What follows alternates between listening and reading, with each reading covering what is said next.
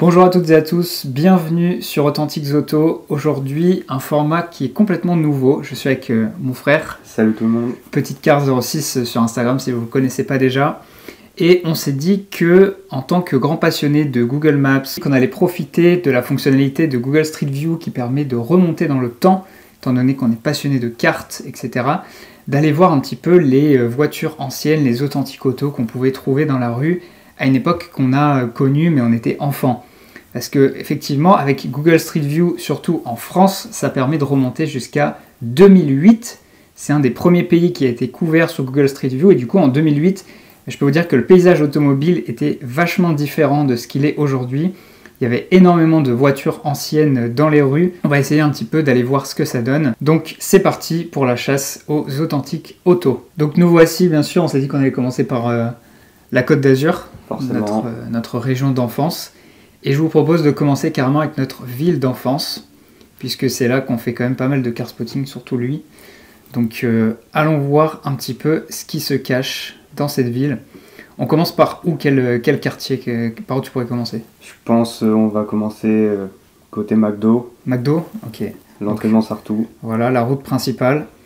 Donc on va tout de suite se mettre ici en Street View. Donc là, c'est l'époque actuelle. Et si jamais vous ne connaissez pas cet outil, je vous invite vraiment à l'utiliser parce que c'est hyper utile. Donc vous cliquez ici sur voir plus de dates. Et en fait, vous avez plein de dates puisque la voiture Street View est passée à pas mal de fois. Et donc là, vous pouvez remonter ici jusqu'à août 2008. Alors déjà, pour commencer... Une 205 CJ. Est-ce que ça serait pas une CJ qu'on connaît? Parce que... Avec ses jantes, plaque jaune... Je sais pas le format de la plaque. Ouais, malheureusement Google floute automatiquement toutes les plaques, mais déjà une CJ blanche, on en a vu chez nous. Alors celle-ci, elle est un peu abîmée, donc peut-être qu'elle a été refaite depuis, ou c'est une autre, on sait pas. Ouais. Bon. Et là, on voit aussi une petite Ford K. Ça, c'est pas mal. Ça j'aime beaucoup, surtout avec les premiers, avec les pare-chocs en plastique. Ouais, en verre comme ça, vraiment sympa. Là, c'est une rue principale, une rue passante. Petite 406, phase 2, blanche. C'est sympa, mais je trouve qu'elle est en bel état. Alors évidemment, vous allez me dire, oui, il n'y a que des passion plaques, des vieilles plaques, forcément, puisqu'en 2008, c'était avant les plaques SIV. Mais bon, on n'est pas là que pour les plaques, de toute façon, on ne peut pas les lire. Donc regardons plutôt l'alignement qui se trouve ici. Alors qu'est-ce qui attire ton attention là? J'avoue que la Hyundai coupée, on n'en voit pas beaucoup. Je sais pas si on la connaît, mais en tout cas, je me souviens d'une Hyundai coupée bleue dans le coin. Donc potentiellement, elle a disparu il y a quelques années, mais ça me dit quelque chose. En tout cas, très propre. Ouais, elle a l'air vraiment pas mal. Avec des petites jantes. Ici, on a une Honda Prélude. Une génération peu commune. Ouais. Surtout de nos jours. Ouais, ça, on arrive encore à en voir quand même. Ouais. T'en as vu il y a pas si longtemps sur Instagram. T'avais mis ça, je me souviens. Ouais, une grise. Donc la R21, on l'a dit, elle est plutôt pas mal aussi. Ah, là j'ai vu une voiture pour toi. Ouais, un Scénic...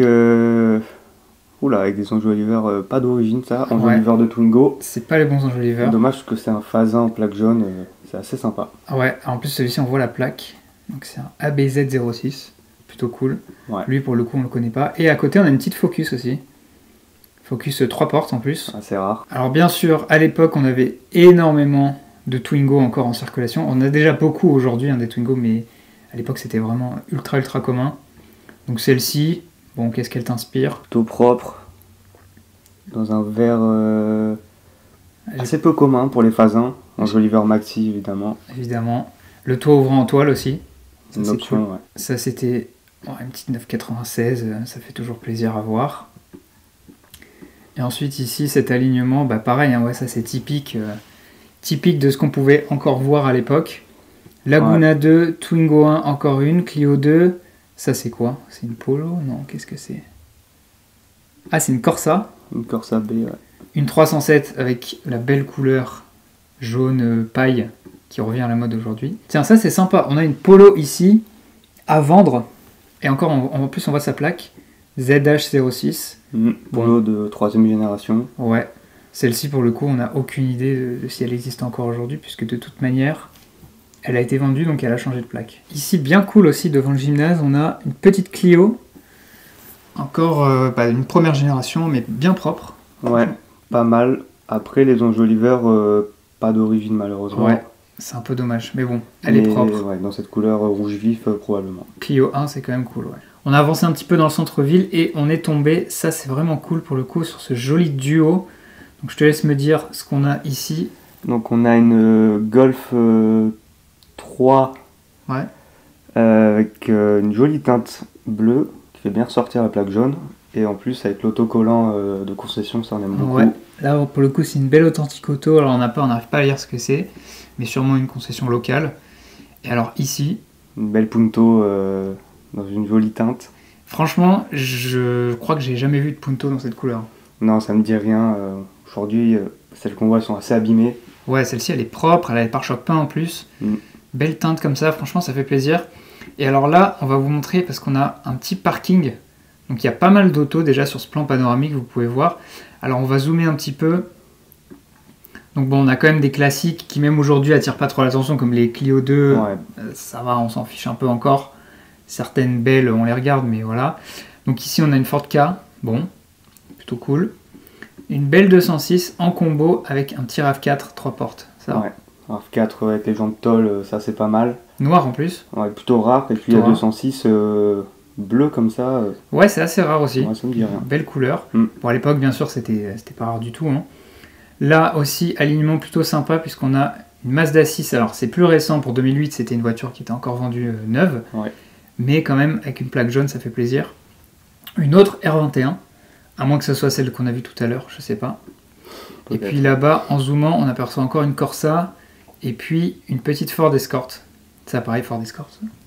Plus du tout. Ça a complètement disparu. Ouais.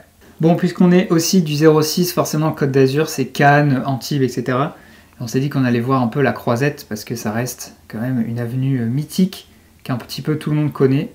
Donc on va aller se mettre tout de suite en Street View. Grand avantage de la France comparé à certains pays comme l'Allemagne ou quoi, c'est qu'on a vraiment une très bonne couverture Street View. Vous voyez le nombre d'années qui sont disponibles. Ça permet de voir vraiment l'évolution du paysage automobile, c'est super passionnant. Et en plus, ça a été un des premiers pays à être couvert sur Google Maps.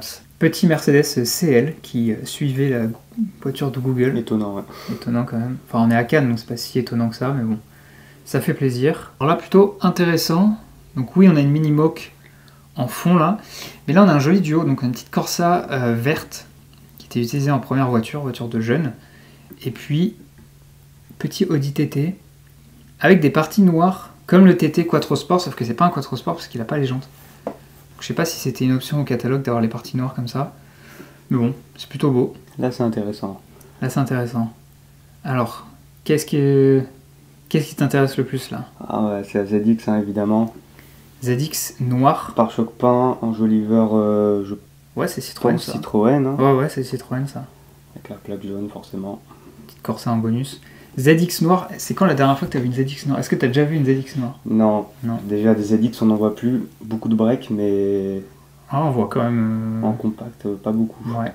Par contre, là, on a une 190 bleu marine. Belle Léon, ça pareil, on n'en voit plus du tout des Léon comme ça aujourd'hui. Ouais, cette génération, elles disparaissent ou elles sont pourries, malheureusement. transformées. Et alors, ça, qu'est-ce que c'est? C'est une américaine, je pense. Ça, c'est le genre de truc qu'on voit que à Cannes, une vieille américaine comme ça, en première main probablement. Peut-être Mitsubishi, non, le monogramme? Non, je dirais plutôt Chrysler, moi. Ouais. Je dirais plutôt Chrysler. On va essayer d'aller voir l'avant. Ouais, c'est une Chrysler. Ah, Chrysler, ouais. Allez, autre ville, on va aller à Antibes, pareil, une ville qu'on connaît très bien. Et on va aller se faire un petit retour dans le temps, ici sur le boulevard Albert Ier, je pense que ça va être intéressant. 2008. Et directement, une belle 406 coupée. Phase 2. Phase 2. En plus, je crois que ça, c'est la série Setantani ou je sais pas quoi, parce qu'il y a les jantes spéciales. Ah ouais, je connaissais pas. Il me semble que ça, c'est un truc comme ça. Bon, on verra. Et dans le fond, on a une belle petite Twingo de garage. Ça, les Twingo 2, on commence à s'y intéresser parce qu'elles existent encore avec des plaques jaunes et tout. Et elles attirent notre attention. Allez, on va voir dans cette rue. Je sais que tu brûles d'impatience devant cette Corsa. Parce qu'il faut savoir que lui, encore plus que moi, il est fan de petites voitures des années 90 avec... Souvent les phases 1, les pare-chocs en plastique. Pare-chocs en plastique. Clignotant orange. Monstrueux. C'est le combo qu'on aime tous. Donc petite Corsa, plutôt cool. Ouais. Qu'est-ce qu'on a d'autre dans cette rue si on zoome? La Punto évidemment. La Punto qui dépasse. Peut-être une SX. Ouais, la Polo aussi. On a une belle 306 phase 1 aussi. Ouais. Avec ses fameux enjoliveurs. Là, je crois qu'on a un truc pour toi. Hyundai Atos. Ouais. Première génération, j'imagine. Là, c'est un triple combo spécial petite carte 06. Ce que tu remarques. La Punto avec les pare-chocs en plastique. Et un break Nevada, j'ai bien l'impression. Exactement. On va voir ça de plus près. Donc effectivement, petit break Laguna Nevada qui disparaissent à vitesse grand V. On n'en voit jamais. On voit presque plus. Hein. Et ça, n'empêche, qu'est-ce que c'est? M3 E30. N'empêche, comme ça. Posé. Bon, alors elle a des jantes immondes, mais par contre, M3 E30. Ah, et ça, oh, monstrueux ça. Une Ibiza. Ibiza première génération. Ouais. Je pense qu'il y en avait une à Antibes qu'on a vue ensemble. Oui, forcément. Et qui a disparu aujourd'hui. Je vous mets la photo sur mon Insta. C'est pas celle-ci. Mais aujourd'hui, des Ibiza de première génération, dessinés par Giugiaro en plus, on n'en voit plus du tout. Petit paysage global de l'époque, vraiment sympathique devant la petite auto-école. Espace 2. Effectivement. La C3 d'auto-école aussi qui fait plaisir. Enjoliver Barcelone, si je ne me trompe pas. Sur l'espace? Ouais. Ah, vous voyez un peu, il est fou d'espace et tout, donc forcément il connaît tous les enjoliveurs. Moi je connais pas ça. Et ça, c'est typique. Vous voyez ça, franchement, on pourrait se dire qu'on est dans les années 90. Twingo 205 Polo 3. Et pour moi, c'est pour ça que je dis 2008, pour moi c'est encore les années 90, parce que vraiment c'était juste avant les primes à la casse de 2009, et du coup il y a eu un gros changement à partir de 2009-2010. Donc là on est sur les dernières époques, et bien sûr le fait que toutes les voitures aient leurs anciennes plaques, ça fait la différence. Ça par exemple, je sais même pas ce que c'est. Un break Opel? Non. Opel ou Ford? C'est quoi? C'est un Opel... Qu'est-ce que c'est que ce truc? Ah ouais, ça doit être Opel genre Senator ou Omega Break ou un truc comme ça. Ouais. Bon bah introuvable aujourd'hui. On va aller un petit peu dans les préalpes d'Azur, donc la montagne au-dessus de chez nous. Le petit village de Caille. Et pareil, on va voir si la culture automobile de montagne... Alors déjà c'est 2013, mais petite Panda 4x4, ça fait vachement plaisir. Ça, on valide à 1000%. Et on a 2008. Ah bah la même Panda. Incroyable. Alors ça c'est trop cool, c'est avec Google Maps pour les voitures qui sont vraiment locales et tout. Ça permet un peu de voir s'ils restent dans le temps, et certaines voitures elles sont là depuis 2008 et elles sont encore là aujourd'hui avec la couverture image de 2024. Ça franchement, trop belle cette petite Panda 4x4. Bon, on ne voit pas plus. Ça tu sais ce que c'est? On dirait une Mazda 323. C'est exactement ça, une Mazda 323, bravo. Qu'est-ce que Caille nous réserve? Une Citroën Visa. Ouh, très rare. Avec un petit F, comme on aime, une boule d'attelage. Et elle est en plaque, carrément la plaque noire. Je pense qu'elle est en plaque 83. Mais alors ça... Je connais même pas. Une Austin Metro. Ouh, très rare ça. Ça c'est, niveau comportement routier, c'est un peu une catastrophe. Et c'est le genre de voiture qui était vraiment pas de bonne qualité, donc qui ont vraiment toutes disparu. Mais à l'époque, dans un village de montagne, on pouvait encore voir ça. Et transition, qui dit village de montagne, vous avez aussi un beau pick-up. C'est quoi? C'est un Land Cruiser? Ouais, Land Cruiser. Ouais. Transformé en pick-up. Voilà, là vous avez l'image typique d'un village qui a finalement pas beaucoup bougé aujourd'hui. Oula. Quelle horreur. On va vite passer sur cette 306. Malheureusement avec la qualité d'image, je vais essayer de tourner autour. Renault Espace 3 en blanc. Et avec des pare-chocs... Pare-choc plastique, ça c'est quoi? C'est moitié en plastique. C'est un RN, c'est les premiers, non? Bizarre. C'est les versions un peu basiques. Bon, il est monstrueux. Ouais, clairement. Ça, tu vois ça aujourd'hui, tu fais un arrêt cardiaque, je pense. Je pète un câble. Une dernière pour la route? Allez, on y va. Allez, on se quitter, on y va. Donc on va aller ici, autre petit village de montagne. Qu'est-ce qu'on a? Alors ça, c'est en 2013 et on a une Audi 80 break. Pas mal. Pas mal, bon. Ok. Alors là, on n'a rien de particulier. Là, la 206, pas hyper intéressante. Par contre, ici... Ah, attends, je crois que j'ai vu quelque chose pour toi. Ah, déjà, Fiat Bravo. Oh, rare ça. Effectivement, ouais. Rarissime aujourd'hui. Mais surtout... Un RX4. Scénic RX4. Ça, j'adore. En plus, avec les pare-chocs en plastique vert. Ouais. Ouais, franchement. Bah écoutez, ce sera le spot pour terminer la vidéo. J'espère que ce format vous aura plu. J'espère que ça vous aura plu de rencontrer mon frère. Voir un petit peu les petites authentiques autos qu'on pouvait voir dans notre région. Si jamais vous voulez qu'on fasse un autre épisode avec d'autres villes, d'autres explorations, parce qu'on a la France entière comme terrain de jeu, dites-le moi dans les commentaires. N'oubliez pas de liker la vidéo, vous abonner si ça vous a plu, etc. etc. Et puis nous, on vous dit à la prochaine. Pour une prochaine vidéo. Allez, à bientôt.